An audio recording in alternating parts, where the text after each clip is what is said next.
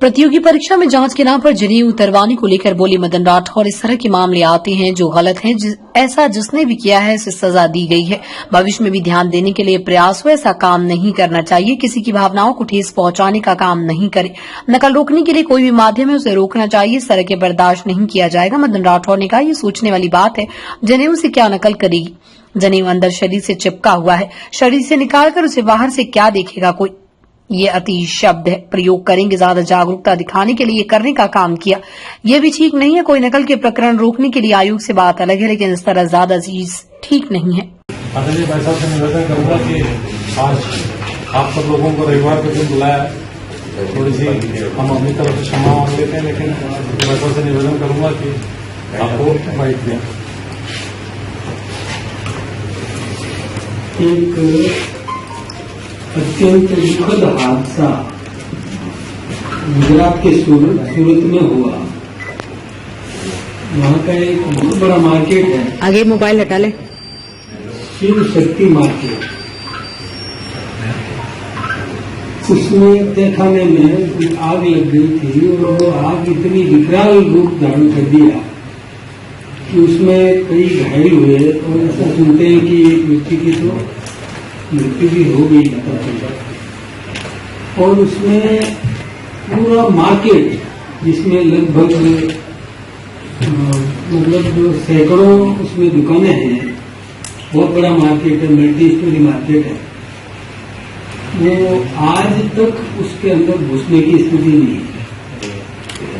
आग में काबू पाने की पूरी कोशिश की गई, भरसक कोशिश की गई।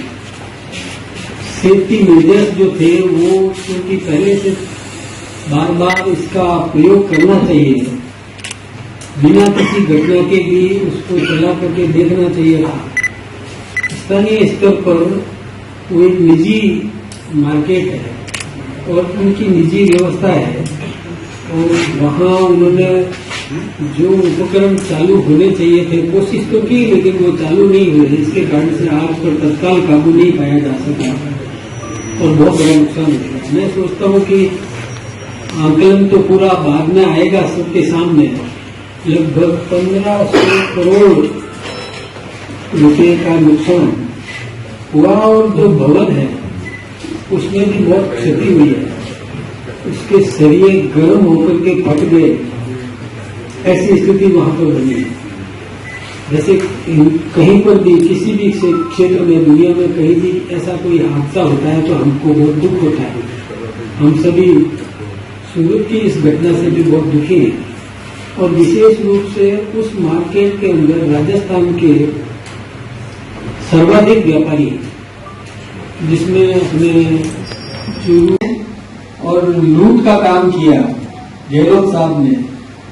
मैं सोचता हूं कि यदि वो सही कीमत पर सही चीज खरीदते तो उसका लाभ जनता को मिलता, लेकिन कई तो फेल भी हो गए, कईयों ने तो लौटाने का काम भी कर दिया। ऐसे ऐसे सस्ते और वो खरीद करके और अधिक सरकारी धन का दुरुपयोग किया, मैंने रुपया अधिक लगाया, बिल बड़े बनवाए। तो ऐसे काम हम नहीं करते। हम काम करेंगे जनहित के और उपयोग में आ सके सही दृष्टि से, ऐसे ही काम करते हैं। ये ठीक बात नहीं है। क्या किससे नकल होती है, किससे क्या होता है, ये तो आपको उसकी भी काम करनी चाहिए जो अधिकारी वहां लगा हुआ है। मैं सोचता हूँ कि ऐसा जिसने भी किया है उसको सजा तो दी गई है, और भविष्य में भी ध्यान रखेंगे बाकी लोग भी, ऐसा काम नहीं करना चाहिए। किसी की भावनाओं को ठेस पहुंचाने का काम नहीं करें। हाँ, जिससे कि नकल संभव है उसको रोकने के लिए कोई माध्यम है तो करना चाहिए, लेकिन ये फालतू और किसी को परेशान नहीं। और सर, अगर प्रशासन क्या नहीं, मतलब जनेऊ एक धागा होता है जो शरीर के साथ चिपका होता है, बाहर नहीं होता। उसको अंदर से निकाल करके कोई देखेगा क्या इसमें? मतलब वो तो शरीर से चिपका होता है। ये अति है, इसको अति शब्द प्रयोग करेंगे कि मतलब बहुत ज्यादा जागरूकता शो करने का काम किया, ये भी ठीक नहीं है।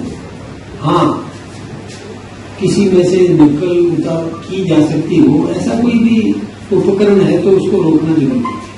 मतलब जो दुकानों में जो आग लगी उसमें ज्यादा जैसे आपने बताया तो सही है कि जब आज मान लो वहां पर 2-3 हजार से अधिक दुकानें हैं उस बिल्डिंग में दुकानें होती है, तो कई मल्टी स्टोरी मार्केट है वो, मैंने देखा है शिव शक्ति मार्केट। तो अब वो एकदम से उनको व्यापार तो अपना चलाना ही है, कोई अपने घर से चलाएगा, कोई दूसरी दुकान ढूंढेगा। ये तो भवन जब फिर से कब बनेगा, कब तैयार होगा, मालिक है वो उस भवन के, दुकानें खरीदी हुई है तो वापस उनको मिलेगी तो सही। लेकिन फिलहाल क्या व्यवस्थाएं हो सकती है, वैकल्पिक व्यवस्थाएं परिस्थिति पर जो कुछ भी संभव होगा वो करेंगे। सम्मान्य बिल आज अपने अन्य कार्यक्रमों को छोड़कर और सूरत जाने का निर्णय किया है। वो खुद भी सूरत, वैसे उन्होंने पहले ही प्रोग्राम रात को ही तय कर दिया था। रात को मेरी भी उनसे बात हुई थी, तो गुजरात के सम्मानीय मुख्यमंत्री जी से उन्होंने चर्चा की, हिंदुस्तान के सम्मानीय प्रधानमंत्री जी से चर्चा की, और वो आज खुद भी और सूरत जाएंगे। वहां पहुंचकर गुजरात सरकार की तरफ से जो सहयोग दिला सकते हैं वो प्रयास करेंगे, और जरूरत पड़ी तो हम भी, हमारी सरकार भी और सहयोग करने के लिए तत्पर है।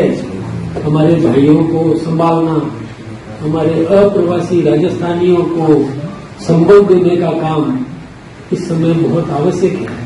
तो मैंने आज आप सबको भी तकलीफ इसीलिए दी कि आप जन में इस प्रकार की भावना पैदा करें। और एक कहीं भी हादसा होता है तो हादसा होने के बाद में दुख व्यक्त करते हैं, लेकिन पहले यदि सेफ्टी मेजर्स जो भी वहां पर तैयार उनकी व्यवस्थाएं हैं, बड़े मार्केट होते हैं, हमारे यहाँ भी मल्टी मार्केट्स हैं, तो मैं उनसे भी आग्रह करना चाहूंगा आपके माध्यम से भी कि वो भी अपने अपने क्षेत्र में जो व्यक्तिगत रूप से आपके निजी संस्थानों में सेफ्टी मेजर्स जो तैयार किए हुए हैं उनका कभी न कभी चालन करना चाहिए। यानी वो चल रहे हैं कि नहीं चल रहे हैं, सही काम कर रहे हैं कि नहीं कर रहे हैं, इसका विशेष रूप से ध्यान देने की जरूरत है। अदरवाइज जब जरूरत पड़ती है उस समय वो चलते नहीं है तो हेल्पलेस हो जाते हैं, फिर तो वो सारी जो संपदा खर्च की है वो सब अनुपयोगी हो जाती है। तो मेरा तो यही कहना है कि एक तो जो हादसा हुआ उस पर हम बहुत दुखी हैं, राजस्थान की जनता भी दुखी है, और सहयोग के लिए जो हमें करना है हम करेंगे। गुजरात सरकार से, केंद्र सरकार से जो आग्रह करेंगे कि वो भी इसमें भावनाओं को ध्यान में रखते हुए और सहयोग करें। और विशेष रूप से मैं आगे के लिए जितने भी ऐसे प्रतिष्ठान हैं, मैं उन प्रतिष्ठान के संचालकों से और ये आग्रह करना चाहूंगा कि सेफ्टी मेजर्स को समय समय पर चाक चौबंद चेक करते रहें ताकि जरूरत पड़ने पर वो काम आ सके। आपको फिर से बहुत बहुत धन्यवाद।